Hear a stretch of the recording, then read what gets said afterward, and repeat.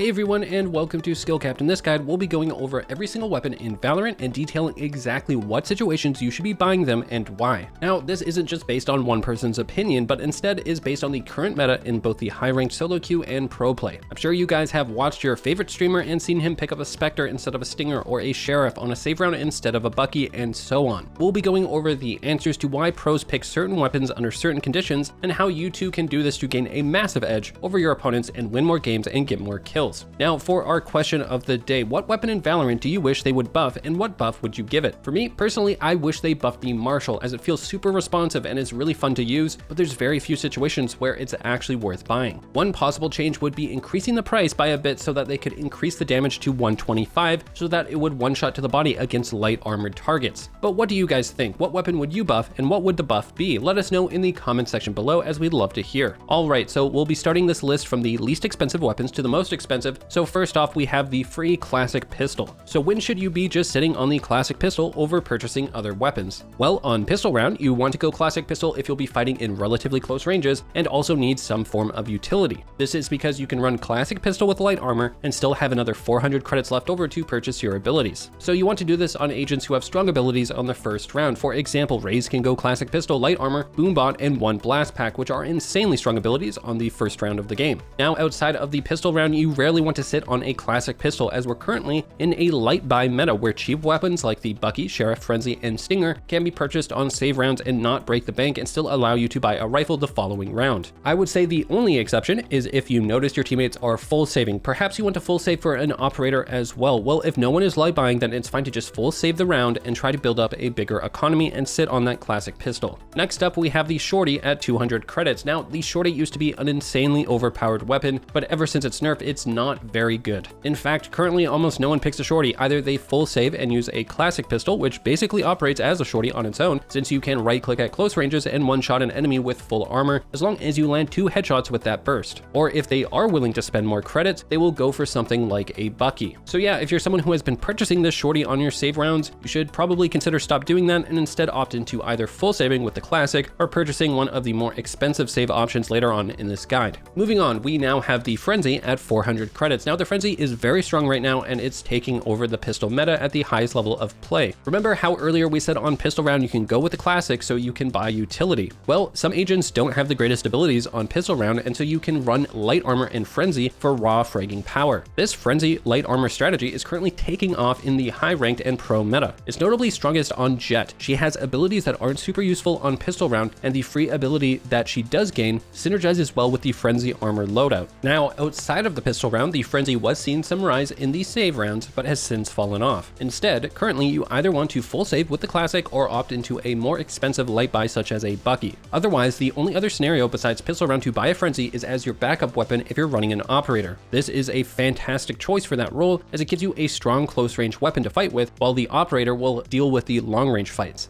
And next, we have the Ghost at 500 credits. Now, the Ghost is far more niche than players realize, and that's because at the start of Valorant, it was so popular in pro play on pistol round. However, the game has changed since then, and the Ghost continues to fall off. You really only want to purchase the Ghost on pistol round, and if you know you'll be taking fights at long ranges, specifically past 30 meters. Past 30 meters is when the classic damage drop-off kicks in, and when the Ghost will become superior. So if you'll be peeking or holding angles at that distance or further, then opting into the Ghost on pistol round is perfectly fine. Now, outside of the pistol round, you should really never purchase the Ghost. It's too expensive and isn't good against fully armored targets or at close range. You're way better off either just full saving or spending the extra credits for a better light buy weapon. And finally, for our last pistol, we have the Sheriff. Now, it goes without saying, don't ever buy this on the pistol round, as it's terrible in that scenario for obvious reasons. However, it still remains a strong purchase on save rounds as a light buy. You typically want to go with Sheriff as your light buy if you expect you'll be fighting at medium to long ranges. This is because the other save/light buy options are all more close range orientated with the Stinger and the Bucky. And make no mistake, the Stinger and Bucky are way better than the Sheriff at these closer ranges. So don't just default into the Sheriff on your save round, realize if you're buying it that you want to be playing at around the 15 to 30 meter range. This is because at under 30 meters, it will still be a one-shot headshot, while being above 50 meters prevents you from being at a huge disadvantage to stronger close range weapons. Also keep in mind when you do purchase the Sheriff that you're looking for those one-shot headshots, not body shots. Often you're just taking one shot for the head and then ducking behind cover, not just straight committing to the fight like you can with something like a stinger. All right, and moving up, we now have our first shotgun on the list, the Bucky at 900 credits. Now, for the longest time, the Bucky has been considered kind of a meme, or at least on the weaker side for the majority of Valorant's life cycle. However, that is no longer the case. The Bucky is absolutely part of the high-level meta, and many players are actually considering it to possibly even be overpowered. So why is this? What exactly happened? Well, players have realized that as long as you know the sweet spot, that perfect range of the right click of the Bucky, you can just one-shot fully armored opponents while aiming at the body. This is actually pretty insane, considering that you can get the one-shot potential of a Sheriff headshotting someone while being way easier to aim, as you're going to go for the body, and you can even shoot it while moving and jumping since it's a shotgun. Essentially, for the meta at the highest level, players are replacing that Sheriff purchase on save rounds with a Bucky purchase instead, as it often offers a more consistent one-shot potential as long as you know the correct locations where you can hit that optimal range on the right click. Also, never buy armor when you go for a Bucky. If you're going to buy armor, then just go with a stinger instead, as it's way more well-rounded. The reason for this is that the Bucky is like the save option where you want to spend the least amount of money possible while still giving you that potential to just one-shot a fully armored rifler and take his gun. So yeah, overall the Bucky is kind of taking that #1 slot as the eco buy right now. Alright, moving up, we now are into the SMG, starting with this stinger at 1000 credits, and what a steal at this price point. For those of you named Patrick living under a rock, the stinger is absolutely broken and insanely overpowered right now. The first time you will want to consider purchasing a stinger is on the second round of the game. Either if you won the first round, this can be a good buy to set you up to possibly win the third round when the enemy team has rifles, as a stinger can easily beat rifles at close ranges. And in fact, this is what I recommend you do as your default second round purchase, as it's such a strong, versatile pickup. The other scenario in which you can buy it on the second round is actually if you're on the losing team. If you got the plant off despite losing in the first round, then everyone on the team gains 300 credits, and this will put you above the 2000 credit breakpoint. This is exactly enough to purchase a stinger and full armor, and so you want to force buy on the second round despite losing the first. This will often catch opponents off guard, and you'll steal the round back and break the opponent's economy, giving you a free third round. And finally, the last situation you want to buy a stinger is as a light buy on the eco round when your team is saving. Now, typically you don't want to buy it on its own though. You need 2000 credits to spare, as you want to buy armor with it. Sometimes you can even buy light armor, but typically you go full. Doing this and playing close range angles will allow you to directly compete with riflers despite light buying and managing your economy, so you can buy a rifle and full armor on the next round regardless of the outcome of the current one. Alright, so moving on, we have the Marshal at 1100 credits, and it pains me to say this as I enjoy using this weapon, but there's actually no situation where you'd want to buy the Marshal right now. Let me explain. So the most common scenario players are buying the Marshal is on the second round of the game after they win the first one. The main idea here is that the enemy will have no armor, and so the Marshal will act as a pseudo operator, since it will one-shot to the body if the enemy has no armor. The problem is, if the enemy decides to force up with Buckies or Stingers with full armor, well, you're in huge trouble and at a massive disadvantage. The other problem is that sure, if the enemy saves and has no armor, you can possibly get some great long-range picks, but taking the Marshal into the third round will be so much weaker than a Stinger, Spectre, Ares, or hell, even a Bucky. You'll be facing riflers with full armor on the third round, and so you either have to land that headshot at long range to win fights, or use it like a more expensive Sheriff trying to no-scope one-shot headshot. Overall, in every situation, there's pretty much a better weapon than the Marshal, and it's just not worth the risks that come with purchasing it. Moving on, at 1600 credits, we have the Spectre, and this is actually an extremely straightforward purchase right now. The only time you ever want to buy a Spectre is on the second round of the game if you won the first one. This functions as an alternative buy to the Stinger full armor, which we mentioned earlier, and in pro play traditionally, we would often see players prefer to run the Spectre over the Stinger on the second round if they won the first. However, that continues to change as more and more pros convert over to the Stinger. Essentially, it comes down to personal preference. If you win the first round, you can either buy a Stinger or Spectre on the second round with full armor. Both are considered equally viable at the highest level in this scenario. However, beyond that situation, you should never be buying a Spectre. If you're on a save round and light buying, then you're going to be buying a Sheriff, Bucky, or Stinger, or just sitting on the classic pistol. If you have to force buy instead and can't afford a rifle, well then you're better off with a Judge at close ranges, or a Bulldog or Guardian at long ranges. And speaking of the Judge, that's next up at 1600 credits. Now, the Judge is widely considered to be overpowered now by the top players. However, you still need to understand when you should actually be purchasing it so you don't ruin your economy. The first scenario is on the second round of the game after you won the first one. We previously mentioned how you can opt into a Stinger or Spectre in this scenario. Well, the Judge is equally as viable, it's just that you need to make sure you'll be playing close range areas of the map. For example, you would want to be playing Hookah on Bind, or Garage on Haven, or B-Site on Ascent. You get the idea. This not only lets you take down entire rushing teams with classic pistols, but it also gives you a very powerful weapon for that area of the map heading into the third round when you'll be facing riflers. The other situation you'd want to buy a Judge would be when you're going for a force buy. The Judge is one of the best force buy options as long as, like we mentioned earlier, you're playing the close range angles on the map. Also, it should be mentioned that if you catch on that the enemy is rushing these types of positions on the map like Hookah on Bind and you're struggling to hold it with a rifler, it's perfectly fine to just buy a judge over a rifle and look to punish them. It's really that strong. Don't fall into the common trap of thinking just because a weapon is more expensive then it's better. It's simply not the case, and why we created this guide. Alright, so our final weapon in the 1600 credit price point is the Ares. Now, the Ares is actually very underrated right now by the player base. That's not to say that it's super strong or anything, but it does have a niche situation to pick it that most players aren't even aware of. And that's on the second round of the game after you won the first round. You'll want to purchase the Ares if you plan on holding a bit further of an angle. This is because of the fact that machine guns are actually pretty much like lasers in terms of recoil control in Valorant. Keep in mind, you need to scope in with the Ares as you'll get an increased fire rate. And so crouching down and holding a somewhat long angle, like around 30 meters, is super strong, especially on defense. If you then incorporate that with an area of the map that is wall bangable to take advantage of the high wall penetration, and you can see why it would be a better pick over a Stinger, Bucky, Judge, Sheriff, Marshal, or Spectre. With that being said though, outside of the second round purchase, I would not recommend going with the Ares. If you're saving on eco and light buying, then the Bucky, Sheriff, or Stinger are better options. If instead you're force buying, then the Judge, Spectre, Bulldog, and Guardian are also better. So a bit of a niche pickup, but really strong in the right situation. Finally, we're entering the rifle category, where we have the Bulldog at 2100 credits. The Bulldog is definitely a solid, well-rounded weapon, but is often purchased at the wrong time. The Bulldog is almost exclusively a force buy purchase. A force buy means when for whatever reason you have to spend all of your money and go for the round win despite facing enemies with rifles and armor. At the same time, it's typically purchased on a force buy when you're also going to be fighting at medium to long ranges, or at least unpredictable ranges, and so you need a well-rounded weapon. This is because other force buy options such as the Judge, Stinger, Spectre, even the Bucky, these are all way better at close ranges than the Bulldog. However, all of those weapons listed struggle at further ranges. The Bulldog is really the first weapon you can unlock that it can actually compete with riflers at medium to long ranges, and this is due to its alternate fire mode, which fires a 4-round burst. And at any range, if one of those bullets hits the head and only one other bullet either hits the body or head as well, then you'll kill an opponent with full armor. And this can give you an extremely low time to kill, as you can scope in, get that quick burst off, and instantly kill someone with 2 bullets from your 4-bullet burst. However, outside of a force buy scenario, where you'll be taking those medium to longer range fights, you should not be purchasing a Bulldog. Moving on, we have what many consider to be the weakest gun in Valorant right now, and that is the Guardian at 2400 credits. Now, the Guardian really only has one thing going for it, and that's the fact that it one-shot headshots at all ranges. In fact, not a lot of people realize that it actually takes 3 shots to the body to kill a fully armored target with the Guardian. To put this into perspective, that's the same amount of shots to kill as a Sheriff, which is 1600 credits cheaper. So with really only the one-shot headshot at all ranges being the reason to purchase it, this then causes another list of issues. One being, well, you can also one-shot headshot at all ranges with the Marshal, which is 1300 credits cheaper. Or as we just mentioned, you can use the Bulldog for a more well-rounded weapon with the same instant kill potential with the alternate fire mode. So when exactly should you be using the Guardian? Well, the answer is pretty much almost never. There's really only one viable scenario to purchase the Guardian, and that's when you're force buying against riflers. In that one situation, you can purchase the Guardian and kind of play it like you would a Vandal and go for the one-shot headshots at longer ranges. But besides that very unique scenario, there is no other situation that you should be buying the Guardian. In fact, I'm kind of curious, if you guys could buff the Guardian, what change would you make to it? Let us know in the comment section below. Moving on, we have the standard rifles, the Phantom and the Vandal for 2900 credits. For this section, I'm going to focus on when you should be buying one rifle over the other. So the key breakpoint every player should be aware of is the 15-meter range. This is because outside of 15 meters, the Phantom will stop being a one-shot to the head and instead only do 140 damage. At 30 meters or further, it will then do even less, only 124 damage to the head. So basically, if you're going to be playing close range locations on the map, then the Phantom is always going to be better and give you more of an edge on your opponent. However, outside of 15 meters, and especially past 30 meters, is when the Vandal will overtake the Phantom. That is not all though. The sprays function differently between these two weapons as well, where the Phantom has a much easier to control spray, while the Vandal is much harder. What this means is that spraying with the Phantom is a key part to achieving success with it, while with the Vandal, you'll be doing a lot more one-tapping and burst firing. Essentially, what it boils down to is the ranges that you'll be playing. Closer ranges mean you want to lean towards the Phantom, while further ranges, the Vandal is king. Despite that difference, the rest comes down to personal preference, as both rifles are actually quite balanced right now in terms of power levels. And finally, we're starting to get into the more expensive pickups with the Odin at 3200 credits. Here's the thing about the Odin. So for the most part, you don't want to buy this gun unless you're playing Sova on Ascent, in which case the entire map is made out of paper, and the combination of his recon dart and owl drone allow him to just wallbang opponents for free kills. However, and this is a big however, if you are in the lower ranks such as silver or below, the Odin is kind of overpowered. This is due to the fact that opponents in these lower ranks don't have the best aim, and so headshots are much less common. And when it comes to time to kill for body shots, a scoped in Odin reigns supreme. When you combine this with the fact that it has laser-like accuracy with its easy recoil control, and you realize, hey, I can just scope in and aim at the body and win gunfights through raw DPS. Now, the problem with this is that at the higher ranks, people are going to swing on you with rifles and one-shot headshot you, and so this kind of playstyle becomes much weaker. At the same time, if you are in lower elo, you're probably better off just practicing with these standard rifles and improving aim than kind of cheesing your way up the ranks, as these strategies will eventually run out of steam. But if your goal is just to get gold and not go any higher, well then try subbing out your rifle purchases with an Odin. Scope in and just aim for the body and you should find yourself winning more fights. Other than that scenario, or if you're a Sova main on Ascent, there's really no other situation to pick an Odin over a Vandal or Phantom. And finally, we have the Operator at a whopping 5,000 credits. Here's the thing about the Operator: if you're on attack, besides one specific scenario that I'll mention shortly, you should not buy it. Overall, the Operator is just too difficult to use on attack due to how scoping in slows your movement speed, which makes trying to peek corners with it very difficult and not very effective. However, the one scenario on attack that you can purchase an Operator on is to counter a defending Operator. The way this is done is you get one of your teammates to flash the angle that the enemy Operator will be holding.